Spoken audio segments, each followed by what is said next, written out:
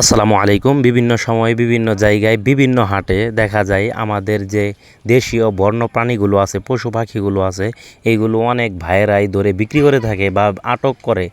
তো এই বিষয়টা যদি আমরা যারা সচেতন আছি এরা যদি আমরা ফোকাস না দিই বা এই বিষয়ের উপরে যদি আমরা আমলদারি না করি, তাহলে হয়তো বা একটা সময় দেখা যাবে যে আমাদের যে বন্য প্রাণীগুলো আছে, পশু পাখিগুলো আছে, এগুলো প্রায় বিলুপ্ত হয়ে যাবে।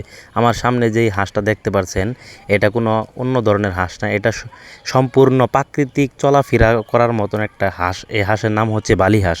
এই হাঁসটা বনে থাকার উচিত।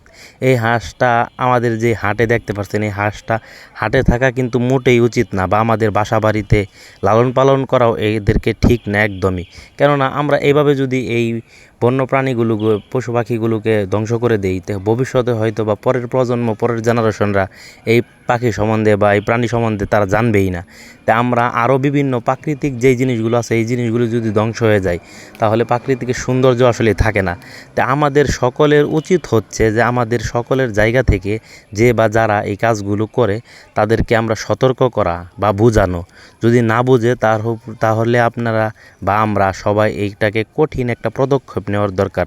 কেননা এইগুলো আমাদের কি দেখতে হবে, আমরা যদি সচেতন না হই তাহলে হয়তো বা এককালীন বা এক সময় দেখা যাবে যে বন্য প্রাণীগুলো বা পাখিগুলো আছে এইগুলো সব বিলুপ্ত হয়ে যাবে।